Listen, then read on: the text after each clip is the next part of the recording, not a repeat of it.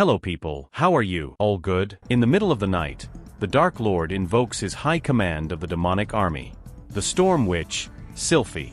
The Infernal Aggressor, Almandra. The Mud Stick, Genome. And finally, someone who will be part of the strength and conviction of his army, destined to dominate the world.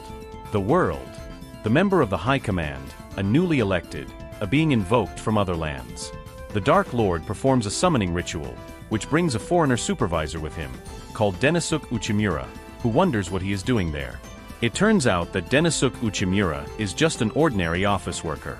He got over the hell of looking for work and started working full of hope, but while the others got increases, he just went unnoticed. Until one day he was transferred abroad. All because of his boss. On top of the foreigner, his company did not give him what he needed to work. But despite all that, he continued strong. Working every day, and just when everything was starting to take off, he received a call that he was being transferred to another country. What bad luck. Our protagonist did not understand why he was still leaving his skin in what he was doing. Until a fat motorcycle appeared, running over him in the act. Wow, this time it was not a Camion Kuan. Returning to the present, our protagonist does not understand what is happening, nor the place where he is. He even wonders if he is in the Stygia River. The Dark Lord welcomed him to Nozook. Our protagonist asked why he knew his name, and the Dark Lord replied that it was because he was responsible for him being there, since now he will be a member of the High Command, the supervisor of the foreigner. Our protagonist does not understand what the hell is going on and why exactly him. The Dark Lord tells him that it is actually impressive, since after being sent to another country, he taught his language to the native people and grew his company. The Dark Lord tells him that he is worthy of being among his ranks. Our protagonist thinks that he is very happy that they recognize his work, but so much for a demonic army, that is not even a labor rise, that's falling to the bottom. But Mr. Dark interrupted his thinking by saying that now the demon army opens its arms with its benefits, to start its salary, and its authority will be equivalent to that of a department manager. He will also be able to choose his subordinates at will. He will even have his own office. Our protagonist says that this looks too good. Mr. Dark tells him that if he rejects him, he will send him back, since he has no right to force him to accept. Our protagonist is very happy that he respects the labor rights. Dark Lord asks him his final answer to our protagonist, while our protagonist remembered all the times he was humiliated and despised in his previous work, so he answers him that his previous boss never valued him, because he was garbage, and garbage is not worthy of working for someone like him. But Dark Lord shouts at him not to accept the nonsense of those idiots, since the naive only see the outside, they do not see what is done in the shadows. He also emphasizes that as he has already seen his work, he wants to have it for that very reason there, to be able to squeeze all his potential. He also tells him that he does not determine if he is incompetent or not, nor his previous bosses. He also shouts that he has summoned him because he needs him, so ask him again if he will serve a useless or on the contrary, he will serve him and aspire to the top. Our protagonist tried to say something, but was interrupted by Almandra, which apologizes for his briefness, but does not think that such a weak human deserves to have a space in the High Command. All the others also oppose, to which the Dark Lord says that they will put him to the test. The Dark Lord asks him if he is okay, but our protagonist tries to explain that he has no power, but Almandra interrupts him, saying that he has heard that humans from other worlds have special powers. Almandra is born on our prota, using his lethal kick, asking him to stop her, while our prota was thinking if this would be his death. But the Dark Lord stops him saying, "Wait a moment." Almandra asks him why he has stopped him, and the Dark Lord answers that he has that bad habit of being blinded by emotions, and that he looks like a simple human. The Dark Lord responds saying that he is a simple human. Everyone asks him if he really has no magic or something like that, to which the Dark Lord replies that no, that he is an ordinary human.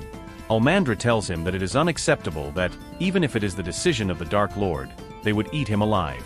But it's always the demons who incite the confrontation. The Mandrake replies that it is not like that the complaints of the demi-humans complicate everything, that he does not tell me that that is what he meant. The Dark Lord replies that there are several problems to solve within the army, and that what he is looking for from this officer is not a resistant body or a superpower, but his ingenuity. Our protagonist wakes up from the shock and says that it is impossible for him to bear a kick like that, which could easily destroy his entire interior. But the Dark Lord answers that he does not expect him to have great physical abilities, that now he will take care of giving him an adequate exam. The Dark Lord explains that the demonic army wants to make a pact with the neighboring tribes, but negotiations with the Minotaur tribe are not going well.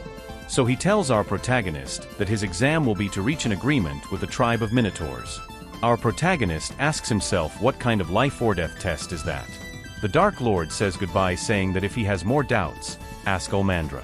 While our protagonist was walking with Ulmandra, she told him to hurry, that he will not be able to get it anyway. Our protagonist says in his mind that she is right, since he is just a common office worker without skills or magic. But remembering the words that the Dark Lord told him before, our protagonist also said in his mind that he wants to meet the expectations of the Dark Lord. Ulmandra interrupts him, saying that they have finally arrived at the room where the head of the Minotaur tribe is. Our protagonist is surprised that the door is so big. Ulmandra tells him that he will understand soon, and that he should be careful since the Minotaur are fierce creatures. Once they open the door, our protagonist screams horrified when he sees the Minotaur.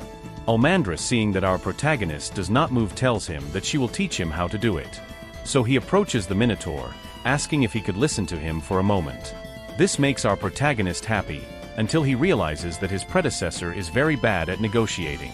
Once they leave the room, Ulmandra tells our protagonist that at first the alliance with the Minotaur tribe was going well, until he began to deny himself and seek to fight for everything.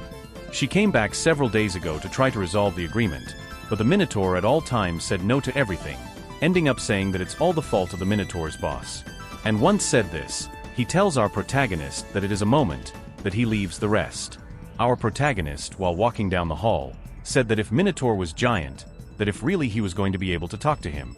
Walking, our protagonist is in a bar, and asks the one who attends the usual, while saying that in the past, he had a similar obstacle, a person who did not stop telling him no. Our protagonist was about to break that negotiation. After finishing his drink, he went to the Minotaur's chamber, saying that he will close that deal. Ulmandra informs the Dark Lord that the Minotaur boss is still denying himself, and that he doubts that the human can do something. But the Dark Lord tells him to wait and see what happens. Ulmandra returns to the Minotaur's room and observes our protagonist picking straw, which he tells him is being prepared to negotiate.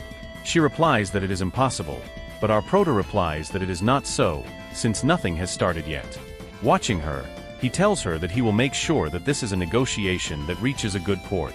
Ulmandra here realizes that the expression of fragility on the face of our prota has disappeared. The prota enters the Minotaur's room. The next day, Ulmandra went to look for our prota and the Minotaur boss, but when he entered the room, he found the room empty and made a mess, wondering if the negotiation was wrong. But out of nowhere, our protagonist appears. She is surprised and asks, where was the leader of the Minotaurs? And our protagonist answers that right now he is signing a pact with the Dark Lord. Ulmandra does not understand what he means, but our protagonist tells her that he remembered that the Minotaur tribe and the demonic army would ally. Ulmandra cannot believe that she could get it in one night, while she had not been able to in several attempts. Here they both go where the Dark Ray, and our protagonist tells Ulmandra that she thought that the Minotaur was denying to say no, but this was not the case. In reality, the Minotaur thought that the negotiations were going well. Our protagonist explains that a while ago he was trying to close a deal with an international company, but the guy always said no, to the point that our protagonist could only resign. But at that moment, the very happy man gave him his hand to close the deal. Ulmandra asked him what had happened, and our protagonist replied that for him the emotional discussions were good, since in some countries and cultures being passionate is a positive thing. It turned out that everything was a misunderstanding. Our protagonist explains to Ulmandra that the Minotaur boss told him that it was a misunderstanding when he looked him in the eyes. In addition to that, he felt very shocked and did not understand anything about why Ulmandra wanted to end the negotiations out of nowhere. Also, it turns out that in the Minotaur culture, taking Eno to the room where one is staying is a courtesy. In the end, both Minotaur and Ulmandra bosses apologize for their differences and all their mistakes. The Minotaur boss at the end says goodbye to the castle, thanking our protagonist.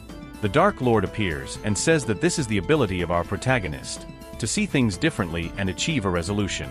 The Dark Lord welcomes the High Command, saying that now that he has completed his exam, no one can say anything to him.